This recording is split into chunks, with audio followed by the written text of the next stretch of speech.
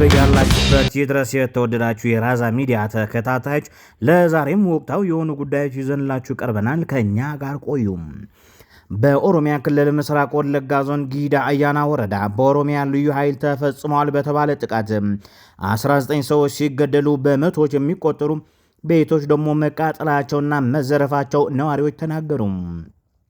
ተቃዋሚዎቹ እናት ፓርቲና የሀፓ ጥቃቱ በመንግስት መዋቅር የተፈጸመ መሆኑን በመግለጽ ሲያወግዙት የክልሉና የአካባቢው ባለስልጣናት እስካሁን ምንም ያሉት ነገር የለም። በወረዳው የአማራ ተወላጆች ይኖሩበታል በተባለው ጠጋጂጊ አነስተኛ ከተማ ታህሳስ 14 2018 ዓ.ም አንድ ሞኖክሴን ጨምሮ በርካታ ሰላማውያን ሰዎች በስለትና በጥይት በአሰቃቂ ሁኔታ ተደብድበው መገደላቸው 5 የዓይን እማኞችና የሟች ቤተሰቦች አስታውቋል። በምስራቅ ወለጋ የተፈጸመው የ19 ሰዎች ግድያና በስጋት ውስጥ ያሉት ነዋሪዎች እስካሁን ምንም አይነት የመንግስት ምላሽ አላገኘም። በተያያዘ ዜና 3 ሰዎች በጥይት ተደብድበው ተገድለዋል። በምስራቅ ጉራጌ ዞን ምስራቅ መሰንቃ ወረዳ ኢንሳኖ ኢሹማ ተብሎ በሚጠራው አካባቢ ነዋሪዎች ከማረቆ ልዩ ወረዳ የተነሱ ታጣቂዎች ናቸው ባሏቸው ኃይሎች 3 በስራ ላይ የነበሩ ወጣቶች በጥይት ተደብድበው መገደላቸው ተነግረዋል። ነዋሪዎቹ እንደሚሉት ታህሳስ 17 2018 ዓ.ም ምሽት 2 ሰዓት አካባቢ በኢሾማ መንደር ከአርሶ አደር ማሳ ጎመን ጭነው የተከፈላቸውን ብር በመከፋፈል ላይ በነበሩ በቁጥር 10 የሚሆኑ ወጣቶች ላይ ተኩስ ተከፍቶ 3ቱ ወዲያውኑ መሞታቸውና 7ቱ ግን በወቅቱ የነበረው ሁኔታ ከፈጠረባቸው መደናገጥ በስተቀር ጉዳት እንዳልደረሰባቸው ተገልጿል። የዝቅተኛ ወለድ ተመን ለገበያ እንዲተው ተወሰነ። የኢትዮጵያ ብሔራዊ ባንክ ሐምሌ 2016 ጀምሮ በወለድ ላይ የተመሰረተ የገንዘብ ፖሊሲ ማዕቀፍ ተግባራዊ ሲያደርግ ቆይቷል።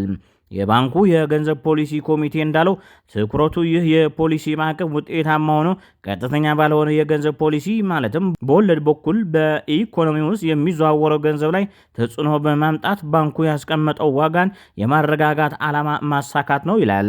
ሆኖም ኮሚቴው ብሔራዊ ባንክ የተቀመጠውን ዝቅተኛ የቁጠባ ወለድ ሚኒማም ዲፖዚት ሴቪንግ ሬት ቁጠባን ለማበረታታት እንዲሁም የባንኩ የፖሊሲ ማዕቀፍ የተመጣጠነ ለማድረግ የዝቅተኛ ወለድ ተመንን ለገበያ እንዲተውና በአስቀማጭና በባንኮች ወይም ደግሞ በሌሎች የገንዘብ ተቋማት መካከል በሚደረግ ድርድር እንዲወሰን ምክረ ሀሳብ አቅርቦ አጽድቀዋል። ጋምቤላ ክልል አንዳንድ አካባቢዎች የተከሰተው ግጭት ለመፍታት የሰላም ጉባኤዎች እየተካሄዱ ነው። ማሊና ቡርኪና ፋሶ የአሜሪካ ዜጎች ወደ ሀገራቸው እንዳይገቡ የሚያግድ ደንብ ይፋ አድርገዋል። የትራምፕ አስተዳደር የሁለቱን ጨምሮ ወደ 40 ገደማ ሀገራት ዜጎች ወደ አሜሪካ እንዳይገቡ በቅርብ አግደዋል።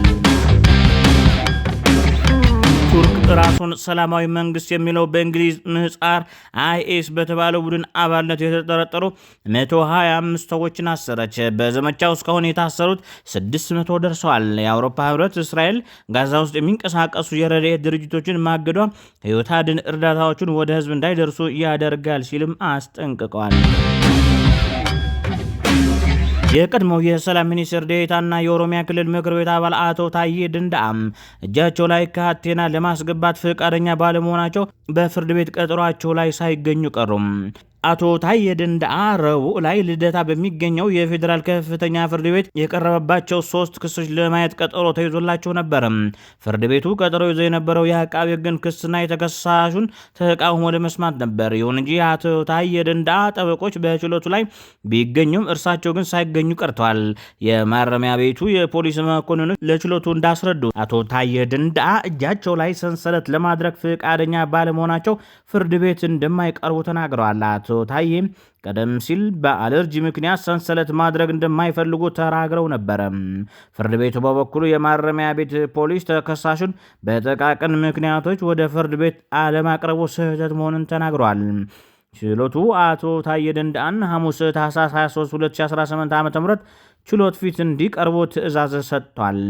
አቶ ታዬ ከቀረበባቸው 3 ክሶች በሁለቱ ነጻ ሲባሉ የጦር መሳሪያ ሕግን በመተላለፍ በቀረበባቸው ክስ ግን ጥፋተኛ ተብለው የ7 ዓመት ከ2 ወር እስር ተፈርዶባቸዋል። አቶ ታዬ ነጻ የተባሉባቸው ክሶች ከጠላት ጋር ማበርና የሀገር መከላከያ ሰራዊትን ለመምታት ዝግጅት አድርገዋል የሚል 2 ከባድ ክሶች።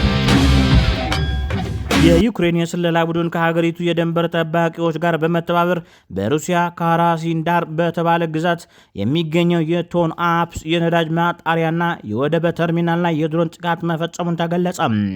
ጥቃቱ የተፈጸመው ታህሳስ 21ና 22 ምሽት ላይ ሲሆን ኢላማ ያደረገውም የነዳጅ ማስተላለፊያ ቱቦዎችና የመጫኛ መሳሪያዎችና በዓመት እስከ 12 ሚሊዮን ቶን ነዳጅ የማጣራት አቅም ያለው ኤቪቲ 12 የተሰኘው ዋና መቀነባበሪያ ክፍል ነው።